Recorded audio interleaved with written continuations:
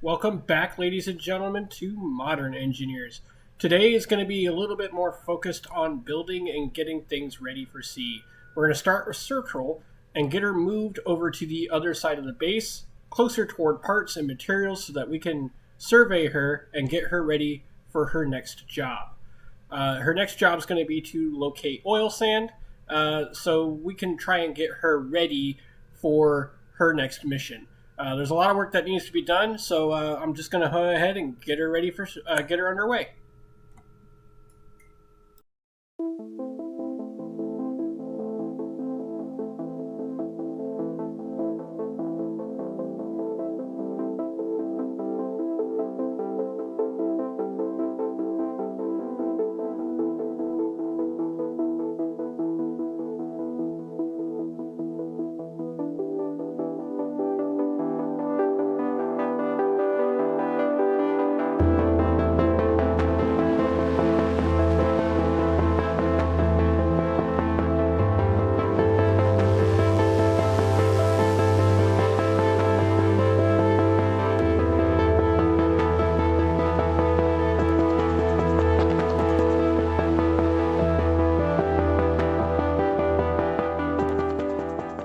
Alright, so I've gone through the ship and given her a good look around, and I think I have a pretty decent idea of what needs to get done. Most of this might get scoped back because it's yard work, like the engine upgrade. The biggest thing, though, is going to be to fix the stairs going to the pilot house. We're going to have to fix her life support and food systems, and then repair the waste system on board. Those are pretty simple. There's some other tasks that are going to get done to fix her sonar system and get her operational enough to do surveys. There's a lot of work, but I think we can get it done fairly soon. The goal is going to be to get her up and running as soon as possible, aside from, annual defense. But the real reason is because of a fuel crisis that is going to start striking here soon once I add the right mod to prevent us from just solely building ships that have infinite fuel systems. I want to have to refuel these ships, but to do that, we need fuel. And I don't want to crash my energy grid fairly soon. So we're going to have to get oil and refine it as quickly as possible. And that's just going to be the big thing right now, is just get oil as quickly as possible. It's going to be a heavy task, especially since how far away it is. But the good news is we're going to be still receiving some ships here soon. So let's just move on to the next task then and get ready.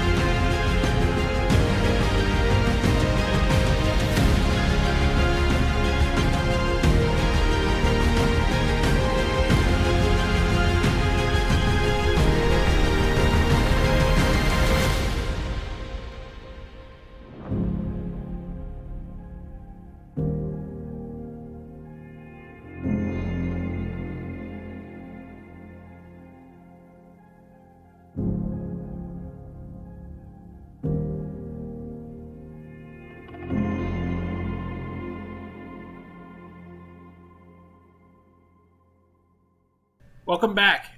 The Drydock here is Atlas. The ship on top is Erebus. She's unfortunately took some nasty damage before this save file transition with an anti-ship missile. The Drydock is of my own making. The tugboat is not.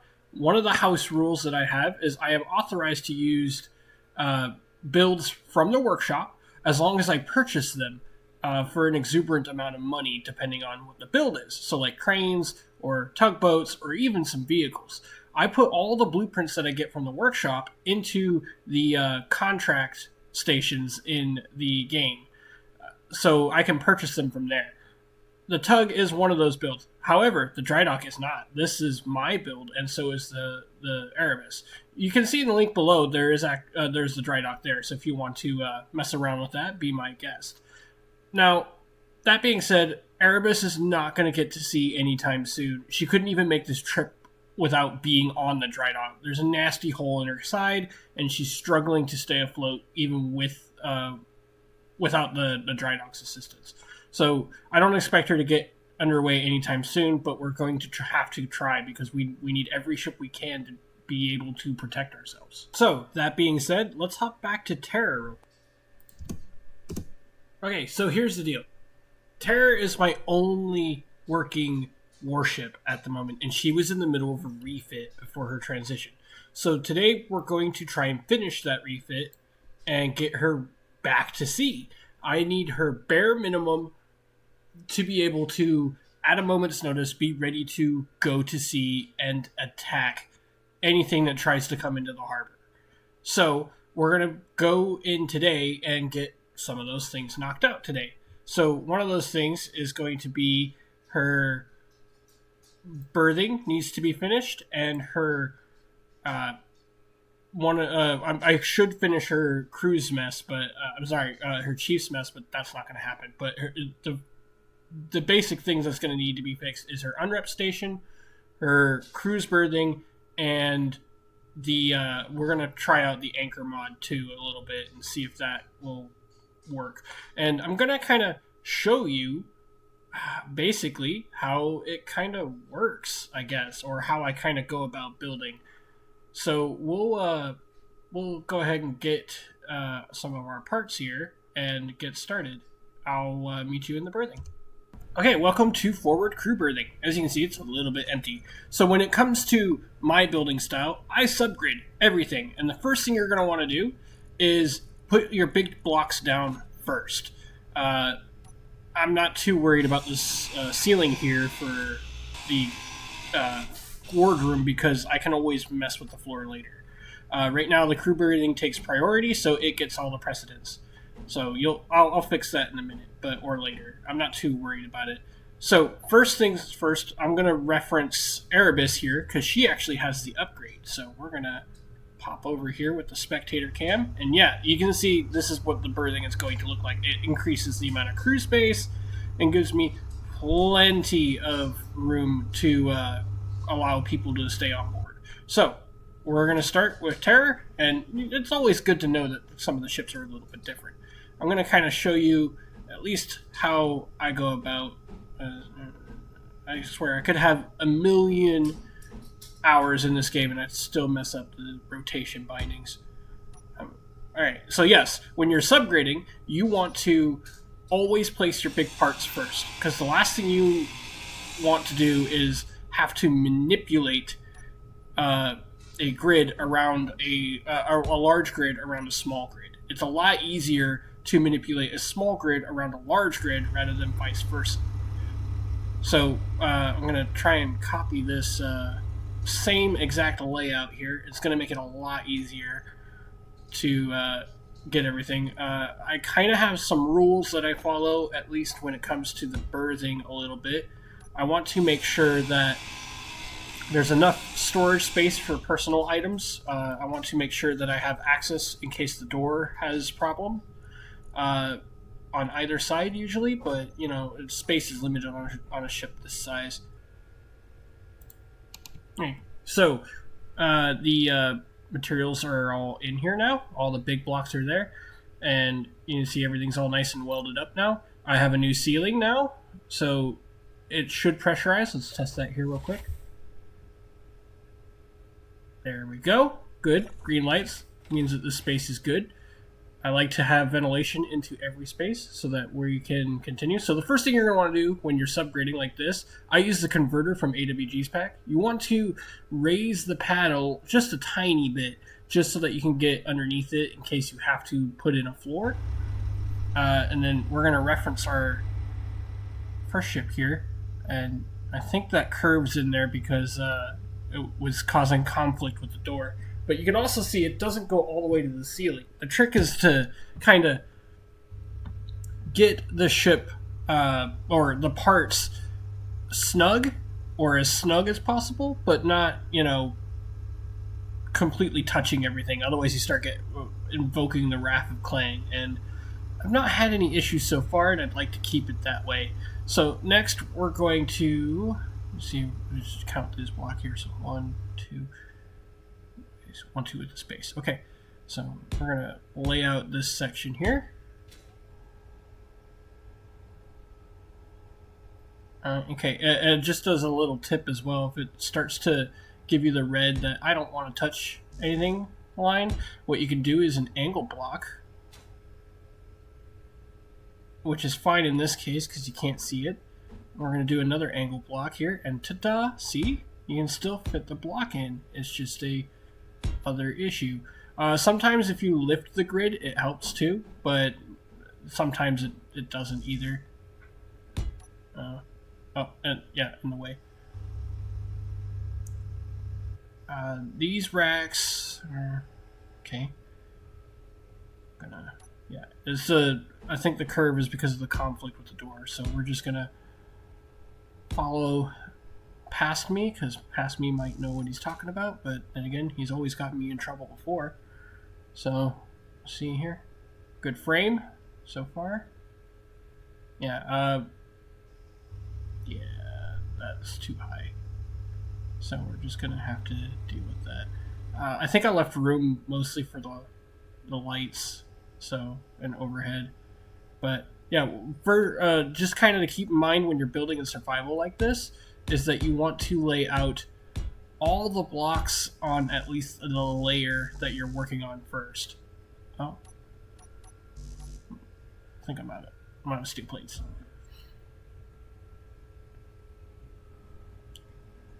I'm gonna go grab some more of those. But yeah, you want to lay all the blocks to the first layer that you're working on, because you're gonna have to weld them, and it helps a little bit better if you just sort of just take it one little chunk at a time, especially when you use subgrids like I am to fill out an entire room. You don't want to overwhelm yourself or your workload. So the easiest thing to do is to quite literally just, hang on, let's see. I haven't built this in a while, so you're just gonna have to bear with me a little bit here as I try to remember my old ramblings. Okay, that's enough room for storage underneath for crew, and it's 1, 2, 3, 1, 2, 3, 4, 2, 4. Okay, that should, yeah. There's the good frame layout for the bunk, and then there's a space in between. Yep. There. Yeah, there we go. And then if you use the light cargo containers actually don't cost you as much in materials, so they make great personal storage lockers if you're going to use that. And yeah, I know Space Engineers 2 is doing something similar to this, and I can't wait for it, but it's not ready for me yet. Mostly because, as you can see, I build with water. So we're gonna continue this layout here, and then get this layer sort of finished up. I'm testing real quick to see if I can actually fit through and make sure that I can. Because once you kind of finish up welding, you don't want to take it apart because it's just more work. Okay, looks good so far.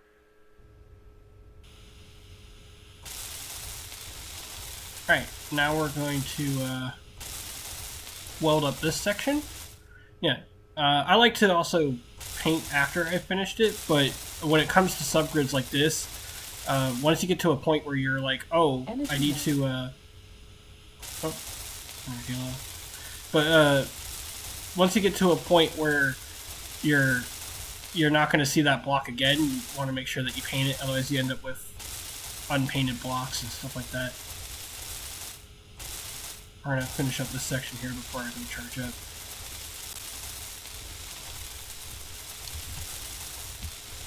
And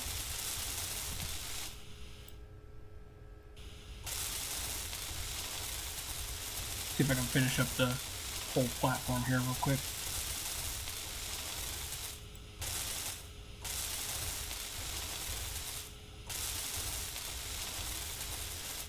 The cool part about using the subgridded parts, at least, is that it's also considerably cheaper than if you were to put in actual bunks.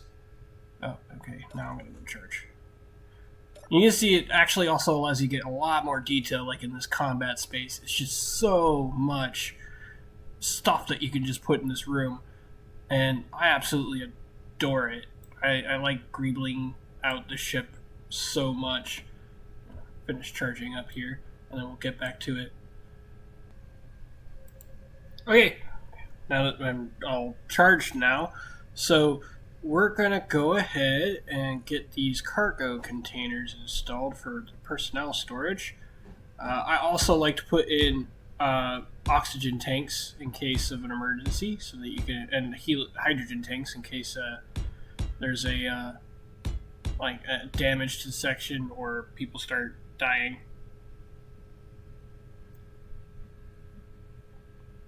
Now, unfortunately, it looks like I'm a little bit off, at least in the grid placing for this one, so it's not full blocks. So another trick you can do is half blocks instead, and you can still achieve at least the look. Might come back and replace this with beam blocks now that I'm looking at it, but for now half blocks are fine, just to kind of get the base of the beds kind of sorted out. Weld this up real quick. I'll try and get the basic frame in here first, so I can kind of make sure that I'm the right size. Yeah, and you can see the parts for these things are so much cheaper. It's just like, it costs nothing to make these tiny containers.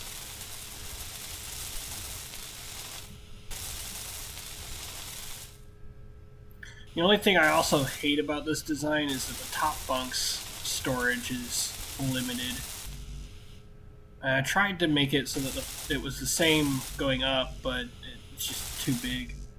I'm missing some parts here. I'll go grab those. The ship's come a long way since her first build. I'll grab some of those parts here. Power components, copper cable. I wouldn't be able to achieve any of the detail that I'm getting at if it wasn't for subgridding 2. And I know everyone's afraid of it, in at least Space Engineers, because they're afraid of Clang, but as long as you treat Clang with respect, Clang will respect you. I think the only ship that I have issues with is my destroyer, which we will see this episode. My destroyer is arriving. I can't wait. I'm going to go grab some more parts to finish out the beds. I gotta finish unloading this container ship too. Oh, there's my paint gun. Don't have any paint though. I don't know where my paint is.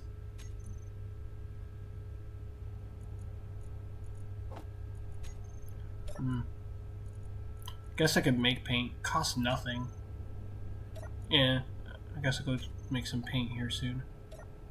Yeah, let's go do that right now. The only thing I dislike about the paint mod, at least, is the fact that it is so cheap to make paint. I wish it was a little bit more expensive, like, I don't know, 10 per unit or something like that. That way you could have, it would give you a reason to, seek out some material for it. It's so cheap to make paint. It's ridiculous. Like, they're 1,000. Just like that. Well, I'm not too worried about it. I like using the paint mod. It makes it so much easier.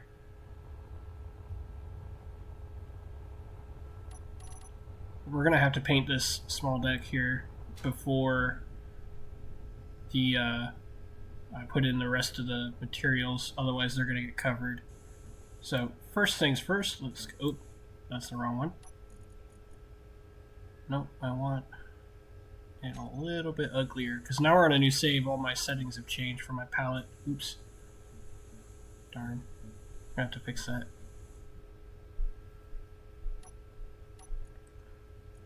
Oh, hey, that's cool. I didn't know it showed the paint style there. Oh, that's not it. No.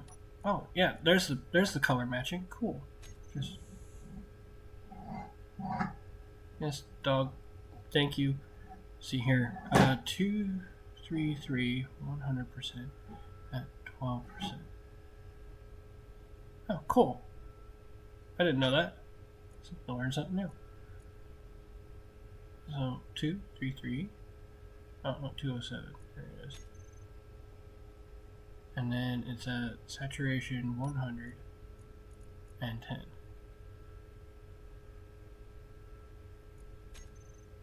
There we go. Oh. Yeah, that's awesome. I didn't know you could do that. That's cool. I'll go ahead and paint that. And then we'll go back to the color we're working with, and we'll do clean. There we go. I'll have to fix that power panel there soon. I know this is a very ugly color. It's actually reminiscent of the bunks on warships. I would know, as I've been on them. But this is basically the same color. It's just an ugly, ugly, ugly, ugly teal. It's really bad. It's really gross. But, I like using certain textures for different things too. So, like, you kind of want a clean texture for your berthings because, well, the crew members are cleaning it every day. But you kind of want a little bit of a dirt. Oh, that's too dark. Oh yeah, another tip: if you want a dark color, but you don't want to go all black, just go really dark gray. That looks better. Right. Okay, so now that the section's painted, we're gonna set this up so that we don't have to paint the rest of it, because I realizing that you guys don't have all day. So let's get this sorted next layer laid out so that we have a frame for our beds. And I know this is a little bit of unused space, but I need something to attach to, and it's always good to have more than one attachment point. So we're going to get this layer welded up next, and we'll get to putting in our bunks, because that's important. That's going to be the fun part. I like this a little bit better because you used to have these nice bunks from Ekeister, I think is his name. Their pack, they had really, really good bunks that I liked to use. However, that pack no longer works anymore, and the bunks that the ship has, that Space Engineers has, is they're okay. They're just, when you put them side by side, there's this huge gap in between, and I don't like that. Berthing spaces are cramped, and if I put those bunks in here, there'd only be 5 bunks in here, and in this case I get a little bit more. Alright, let's see. Okay, so aluminum plates are always a good thing to have, which is why I don't have them. Go get those. Kind of like, I guess, Minecraft style. If you have a little bit of dirt on you at all times, if you're going to have a little bit of anything on you at all times, it's definitely steel plates, construction components, and a little bit of aluminum plates. Just wish that you didn't weld them onto everything that you used. So, we're going to head back down there real quick. I don't know where this stuttering's come from. I wonder if the mod's trying to load things that don't exist. Still not sure what's causing my MES issues. Alright, let's get our bunks in. One.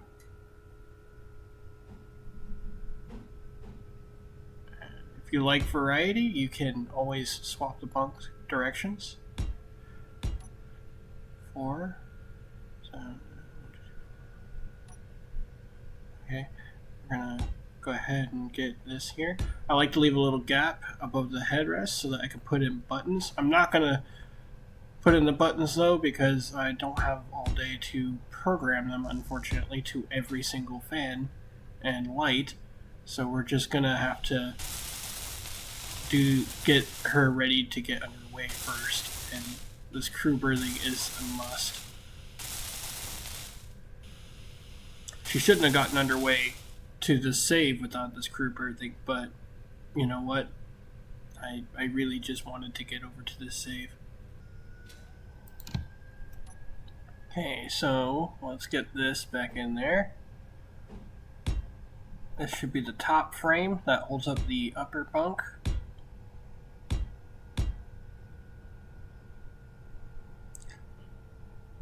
Still knowing that that's going to be difficulter, or more difficult, but you know what? Ankle blocks for the win.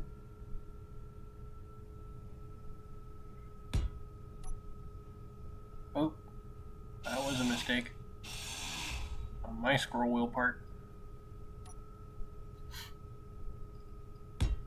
One of the reasons I like using the fluorescent tubes is one, they don't glare. I really don't like the glare from the internal lights, but they also are really, really thin and really small, so I can do stuff like this and get away with it a little bit. My only complaint is I wish that there was the other side, that there was another version of the light that is on the opposite. And it's hard to explain. It's just, there's one thing I know about space engineers is that Keen forgets something every time they update the game. Every time. And they don't ever really fix it. Like, for example, the Apex mod, or the Apex edition, they forgot water. Like, they added the irrigation system, but they forgot to add you being able to drink water. Or collection systems for wastewater and stuff like that.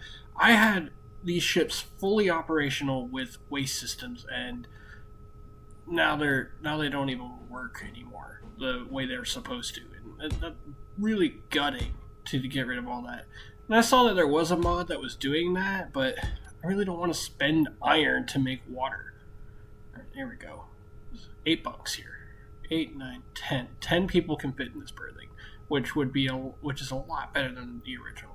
Let's go get the parts that we need for these bunks.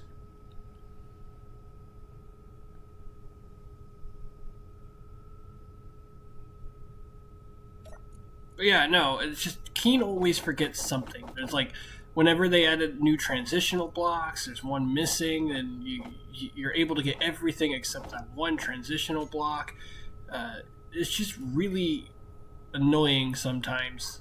Like, I really was looking forward to the Apex survival, and I had to move my saves because of it, but it's really annoying to have to rework my entire system around the fact that they didn't add water.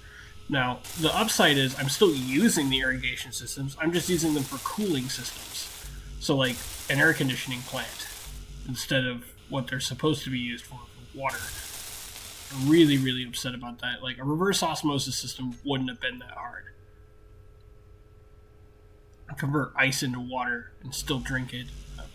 There's also no waste system in this game. I don't know why they did that.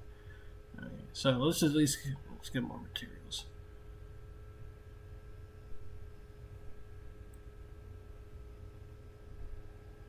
I'm still debating whether or not the wardroom is actually a wardroom, because now I have the new requirements for the air conditioning systems, and I'm wondering if maybe I should just convert that into an AC room.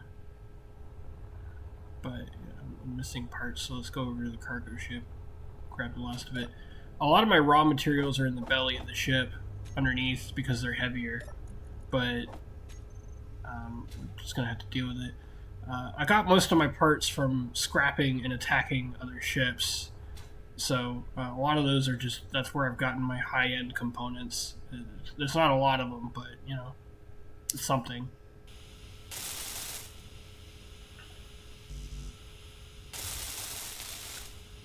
Still missing parts. Construction components, small steel tubes. Let's at least just get the aluminum plates done.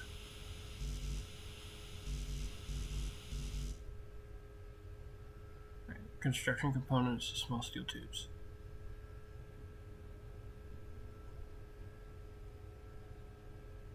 Also debating whether or not I show you guys the ship getting underway. This one getting underway for the anchor test.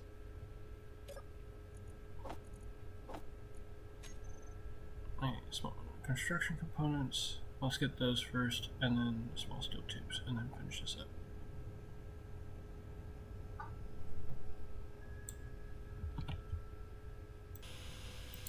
Okay, this should be the last one here. Almost done, and there. 10 bunks added to this crew berthing space. It's not bad. It's still missing the buttons and some of the fans and some other storage for the upper bunks, emergency systems and stuff like that. So I'll fill that out in a bit. I'll probably do that off camera because, you know, greebling. And the last thing I want you guys doing is sitting around watching me greeble. We're going to get that all sorted out. But yeah, it's not bad. First little bunk. Well, one of the first little bunk houses on here. Don't forget to lower your grid once you're done with it. But you want to always raise the grid when you start. So, yeah, that fits in nice and... Oh, yeah. I almost forgot. Yeah, make sure that you lower your grid when you're done with it, so that it says it fits nice and snug. You don't want it to clip or cause any damage. And this makes it so that the upper guests can actually sleep in that berthing, and that's that project done. So let's move on to the next task to get this ship underway. But before that can happen, first things first, we got our crew barge that is arriving. This is a portable little barge that I have some guests who like to play this kind of save file to come online. So this is where they can stay and sleep and log off, and I forced them in the barge so that I can move them pretty quickly. So now we're going to move on to the next task. Okay, so the next task that needed to be done was these unrep stations. These are the now completed one. I decided to do that off camera because I kind of forgot the design and I wanted to do it right. So how these work is the system takes in fuel, and this version takes in packages as well. So the first connector takes fuel down to the deck riser down there, which you can control with the button to turn on and off. I keep them off so that they don't fill with ice and flood the ship. The second one is for packages. So you close the deck riser, or it's just a sorter in this case. You close the deck riser, and that can allow you to transfer packages using the auto pull. And that makes it a little bit easier to refuel these ships underway. There's still another button set that I forgot that we're going to have to install again. But that one's for breakaways. And the idea is that you push the button and it sends a signal to the other ship to break away so that you don't have to ruin it. Because the idea is that the ship that on the other side is going to be autonomous. And it's just going back and forth for fuels. Yeah, the middle is where this button's going to be, unfortunately. But yeah, each station gets their own little buttons. This is just so that I can refuel at sea. Or import. I have a little fuel barge too that I can pull up and refuel this ship. So we're gonna have to do that here again soon. But that's kind of the basics of how it works. It's a little bit easier than I thought it was going to be. But yeah, but other than that, that's pretty much the bare bones of what she needs, aside from this berthing that we're not going to do.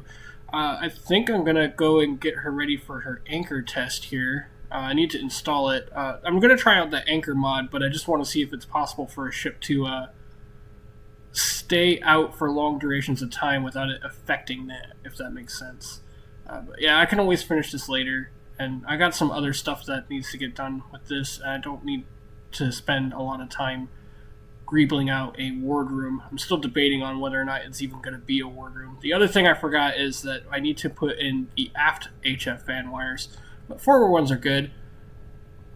Okay, so after much buggering about, I have gotten it to work. I am not too happy with the way it sticks off the bow. Uh, I didn't think any of it was very camera friendly to watch. It was just me messing with a mod that I didn't know anything about. But it seems pretty stable. I haven't had any issues so far with how she sits in the water, so we're just going to have to play with it by ear. I think I'm going to try a different design, though, when she comes back into port. But in the meantime, we're just going to leave her there and receive our last ship for the day. So enjoy the next little bit after that.